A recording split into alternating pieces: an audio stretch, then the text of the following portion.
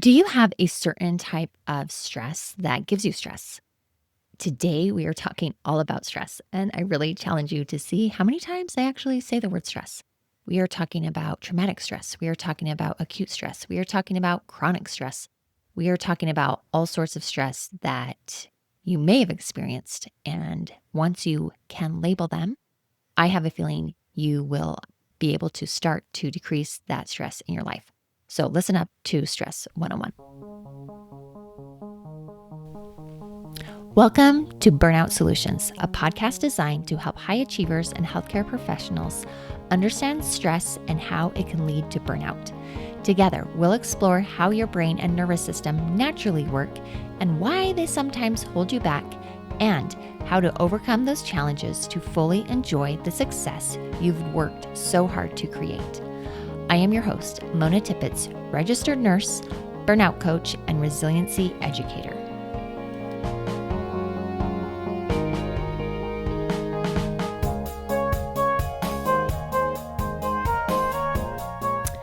Hello, and welcome back to Burnout Solutions. I'm so glad that you're here.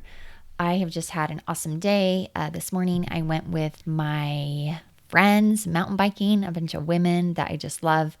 And we all agreed that mountain biking together is like group therapy for all of us.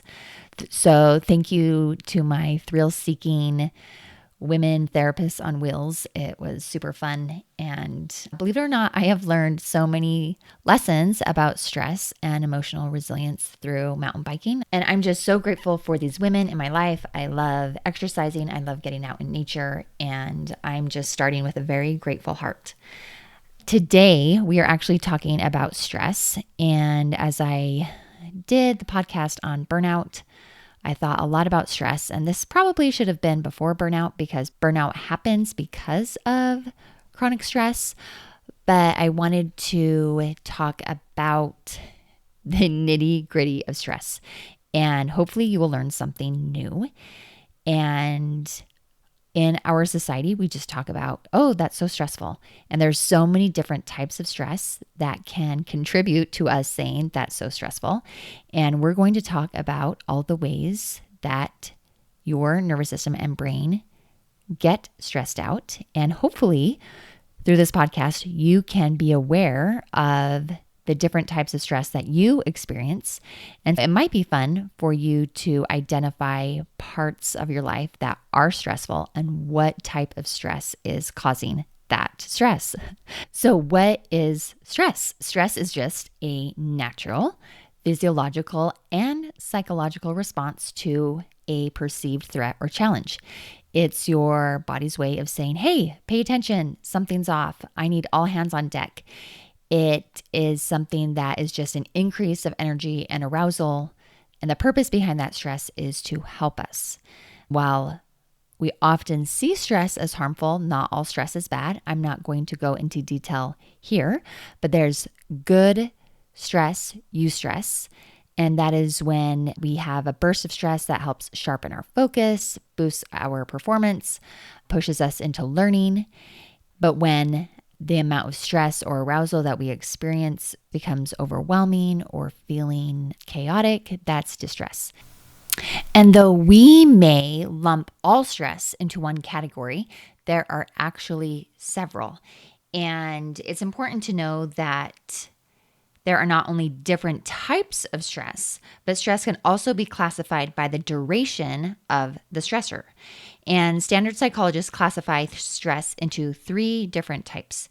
And those types are acute stress, acute episodic stress, and chronic stress. And I wanted to go into the details about what each of these categories were. So acute stress results from your body's reaction to a new or a challenging situation.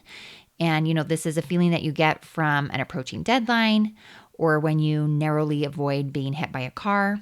In this case, scientists agree that a little bit of stress is a normal reaction to make the brain focus, be motivated, or just push through procrastination.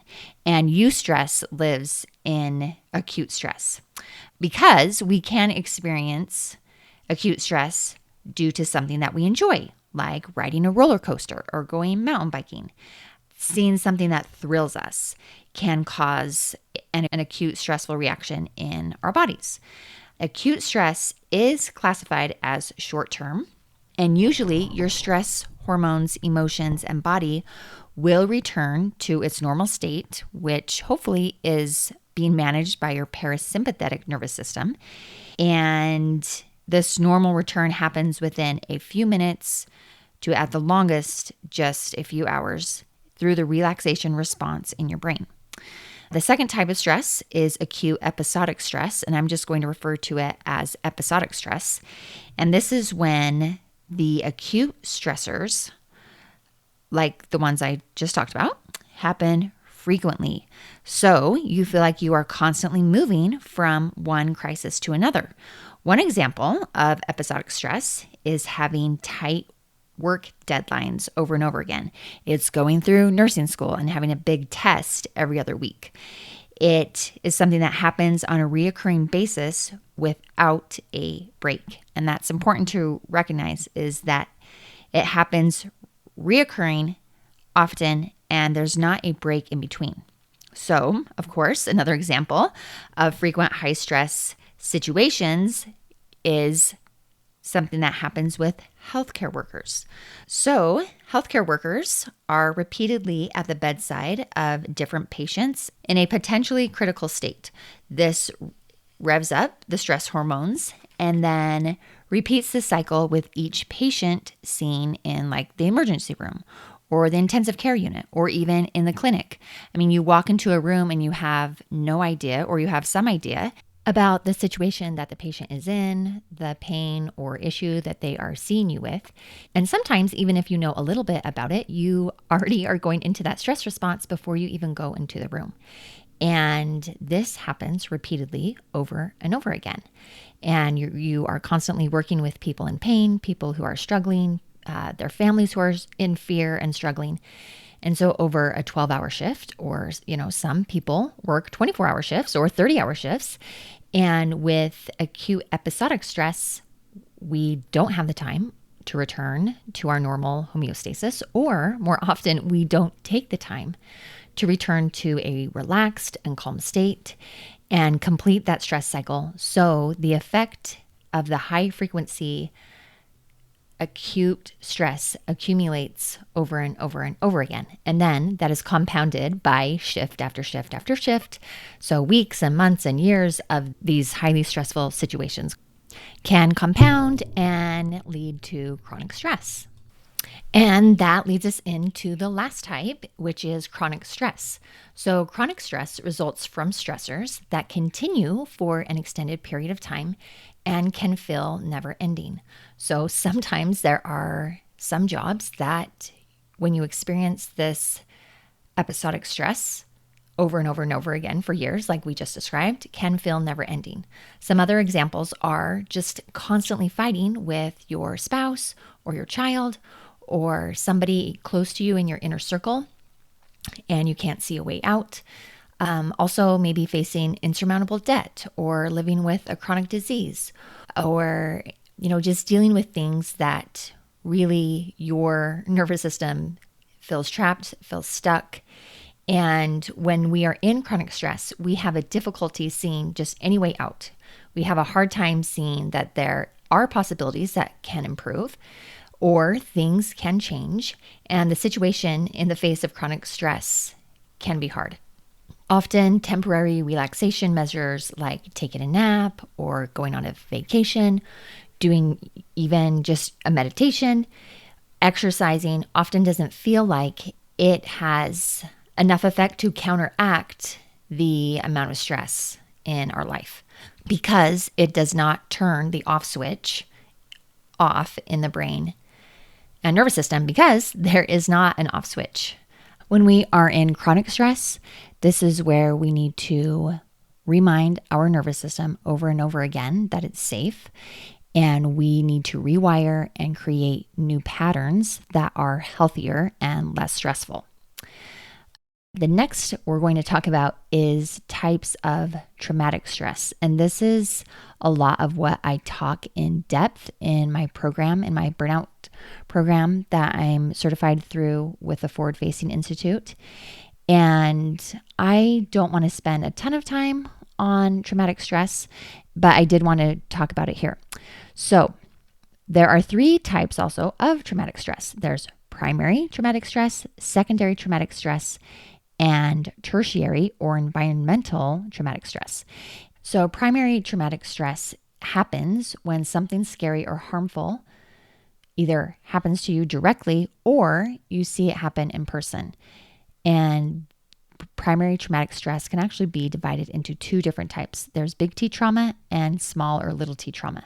Big T trauma are things that involve real or threatened death.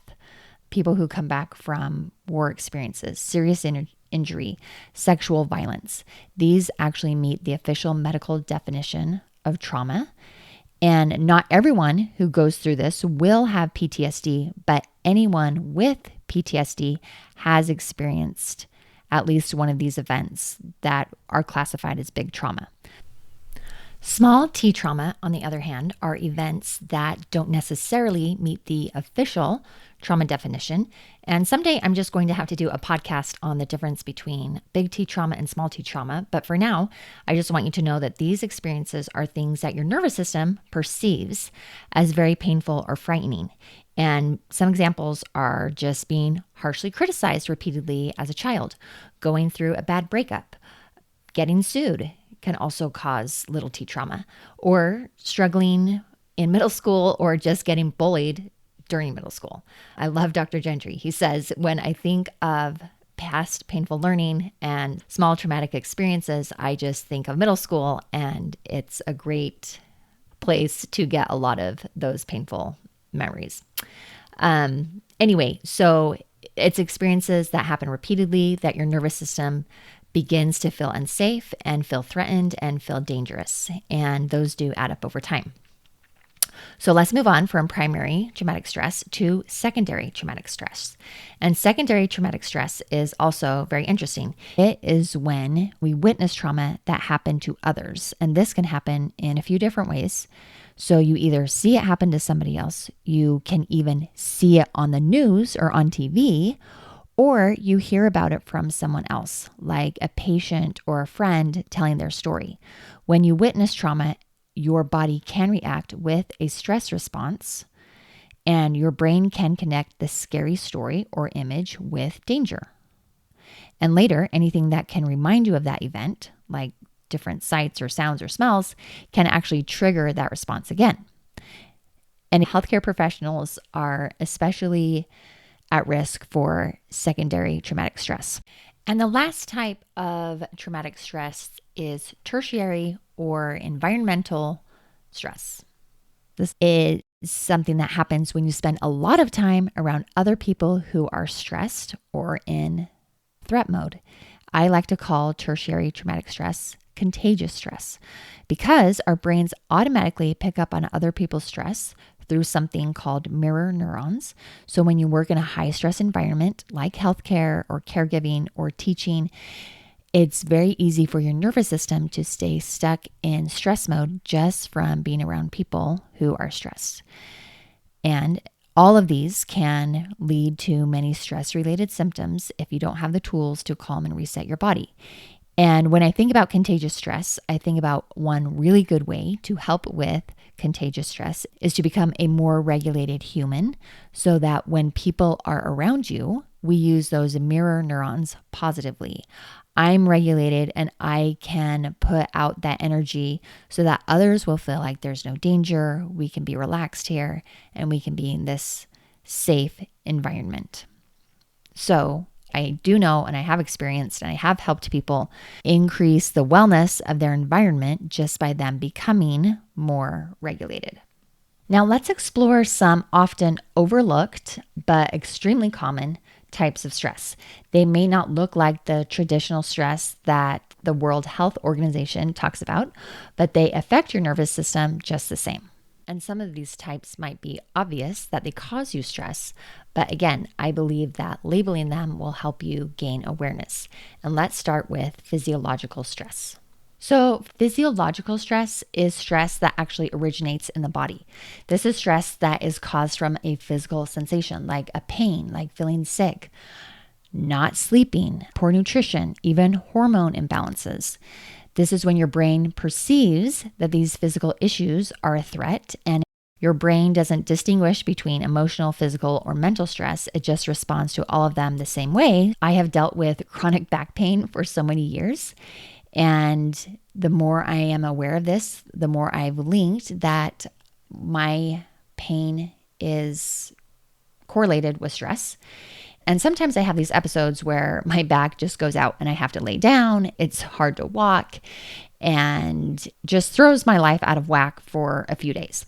What I did the last time I experienced this episode of back pain that put me out is when I was laying down, practice thoughts like, there's nothing dangerous about feeling pain in my back. This is just pain. This is just my body responding that I overdid it, that I need to slow down. I'm so glad I'm listening to my body. I'm so glad I'm taking care of myself. And that really helped not accentuate the pain just by accepting it and allowing it and telling myself that this was okay. I've also thought about physiological stress through my experience with being in labor with my own children and through my experience of my labor and delivery patients. I'm not going to tell the whole long story, but the last 2 babies I had, I did it naturally. And I remember just telling my body, this labor pain is exactly what needs to happen to get this baby out. And I rode those contractions like a wave. I would breathe through it. I would say, okay, there's nothing dangerous about having a contraction. This is my body doing perfectly what it needs to. And I would often encourage that when I worked in labor and delivery to help women. Don't scream and be scared and resist that pain, but when we can welcome it, when we can allow it, when we can breathe into it, when we can try and relax into it, that is when that pain seems better. Another type is environmental stress. So this is when you are working or living in an environment that has chronic noise or poor lighting, or you're working in a cubicle where your desk doesn't fit, it's too cluttered, or just somewhere that isn't physically comfortable. That can contribute to a low or high baseline of stress that your nervous system is constantly reacting to. Now, the last 2 types are types of stress that I think are more common and what I have coached on a lot. And the first is interpersonal stress. And this is having a conflict with others. This is grief, this is loss, this is poor boundaries, or just disconnection from loved ones. And this can deeply affect our well-being because as humans, we are herd animals and we are wired to connect to other people. So when our relationships are strained, stress often follows. We feel like we are rejected by the tribe. And that instinctually is really important to us to have community, to have connection, to be loved and accepted and valued. And so relationships and interpersonal stress is a big deal to our brain and nervous system. And the last type of stress I want to talk about, I do believe that this one deserves its own spotlight because I, again, coach on this a lot. This is psychological stress. I feel like it is very common in our culture in America, and it does cause a lot of people stress in their life. So psychological stress is all internal. It comes from our thoughts, our beliefs, our perceptions, our emotional burdens.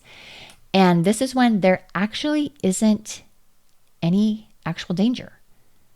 It's just your mind interpreting something as a threat, and your body responds as if you actually are in real danger. So let's talk about a few examples. The first is perfectionism. So you have an idea that everything must be done perfectly or you're failing. So that causes a psychological danger and causes you to feel stressed when things are not done as you want them to. This is when you can think, if I don't do it right, I'll disappoint someone, I'll disappoint myself. It has to be done a certain way. And you are the person that sets that bar. And when that bar is not met, it causes you stress. Okay, the next one is chronic worrying. Do you or anyone you know suffer from chronic worrying? These are constant what if thoughts. What if about your kids?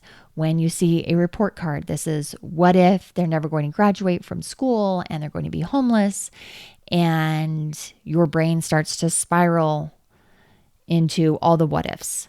This can be with your job. There are layoffs coming, and this is your brain spiraling. What if I get laid off? What are we going to do? How am I going to pay the mortgage?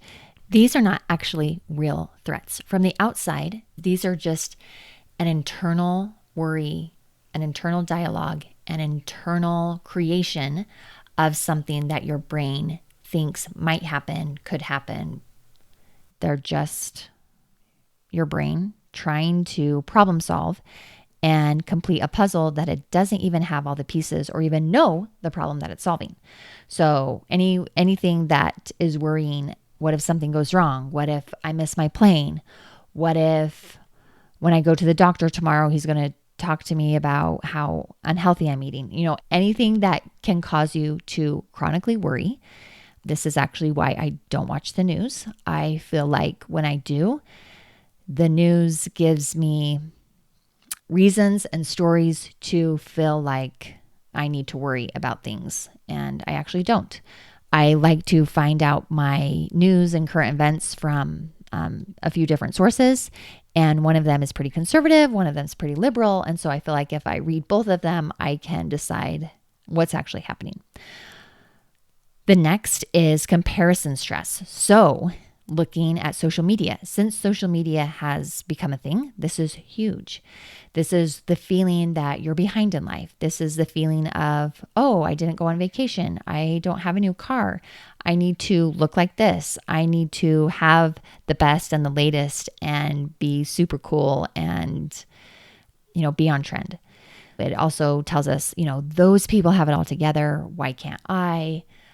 It's just a comparison of our insides comparing to somebody else's outsides. And then imposter syndrome. Now, I love that they've given this type of psychological stress a name. So imposter syndrome is just doubting your abilities, fearing that you're a fraud, fearing that just because you graduated from nursing school, are you really going to be a good nurse? Just because you were asked to teach a certain subject in school, are you really somebody who's qualified to be able to teach that? So imposter syndrome is just really doubting your abilities, listening to that inner critic, and creating stress with all of those ideas. Another one is people pleasing. So a lot of us get stressed when we have to say no. So we people please and we say yes to everything to avoid disappointing others. And this is, again, on the distress side of the curve. Like, I have to be the person to keep the peace. I have to be the person that says yes all the time. I coach a lot on people pleasing. Okay, another type of psychological stress that I thought of was over-identification with roles. And this is feeling like you must excel in every role that you have. So a lot of us play many roles. In nursing school, we talked about role confusion. And it's a real thing. I mean, it's actually something that we would write in our nursing care plan. A lot of us are leaders. We're parents. We're teachers. We're volunteers. We're helpers. We're neighbors. Some of us are piano players or basketball players, and we really identify with our talents and our abilities as part of our identification.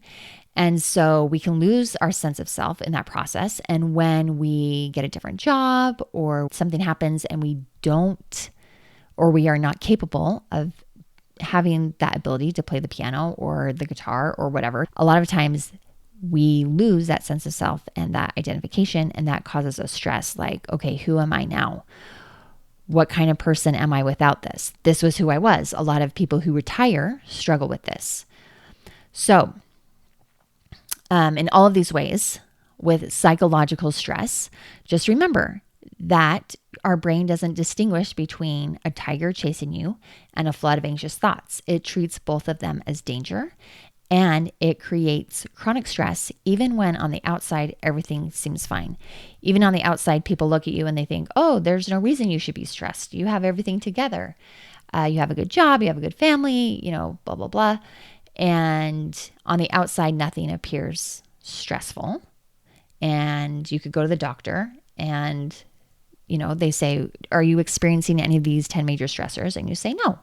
But your brain is running amok and causing an internal dangerous situation that your nervous system still responds to. Okay, so I just wanted to finish up with a little bit, just a little tiny bit, about how stress affects the body.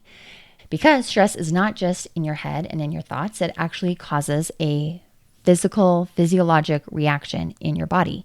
So when your body perceives a threat, whether it's real or imagined, it activates two major systems in your body. And the first is the sympathetic adrenal medullary, or the SAM axis. And this is the fast lane. This is your fight or flight response that kicks in immediately with adrenaline or epinephrine. This is what speeds up your heart rate and your breathing. It sharpens your senses and just prepares your muscles for action. They start to get tense and you are ready to either fight or flight and take action. The slower, longer system is the hypothalamic pituitary adrenal system. And this is, again, slower. It involves more hormones and it releases cortisol to keep you alert during long-term stress. And because of this cortisol, it does affect nearly every system in the body. This is where people get adrenal fatigue because your adrenal glands are constantly pumping out that cortisol and they get maxed out. It affects your immune system, so you get sick more easily. Your cardiovascular system, you're at a higher risk for heart disease and stroke. Your digestive system, IBS and ulcers and appetite changes. A lot of people lose their appetite. A lot of people are more hungry. And food is a big one with stress eating or not stress eating. With your musculoskeletal system, you can get chronic pain, headaches, back tension headaches, migraines, those kind of things. Even your reproductive system is influenced. You can get hormone imbalances, libido changes, infertility, things like that. Women can actually lose their period and not have it anymore. And then, of course, your brain and your nervous system, you can develop chronic anxiety patterns, depression, memory loss, poor decision making. It really does affect how you think and respond in life.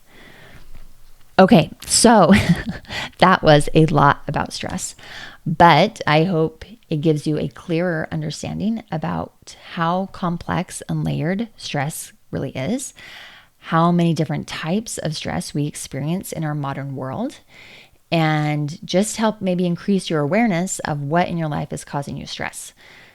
Stress is part of being human. But when it comes to chronic stress or unmanaged stress, it can seriously affect your health and your relationships, your sense of well-being, and chronic stress leads to burnout.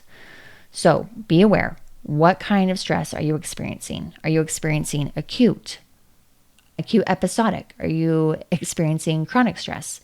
Traumatic stress, and what ways? Secondary, are you witnessing people in stress and your nervous system is recording it? Are you just experiencing contagious stress because we are herd animals and you are around stressed out people a lot? Or do you have psychological internal stress that is just your brain working super well to try and solve all the problems that could happen or would happen and trying to complete that puzzle that it doesn't even have the pieces to?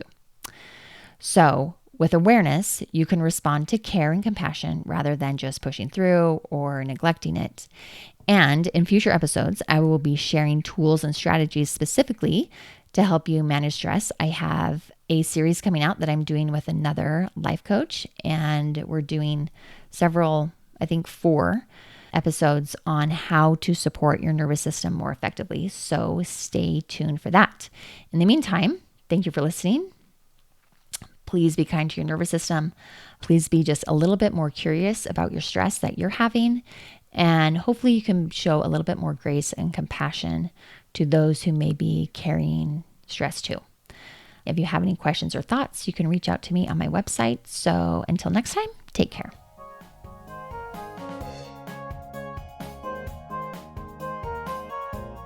Thanks for tuning in to Burnout Solutions. If you found today's episode helpful, don't forget to subscribe so you don't miss the next one. I would appreciate it if you could rate and review so other people can find this podcast easier. And when you're ready to stop working harder and start working differently, head on over to my website at www.monatippets.com. That's TIPPETS. And grab my free resources on rewiring your brain and nervous system for less stress and more ease. Hope to connect with you soon. Take care.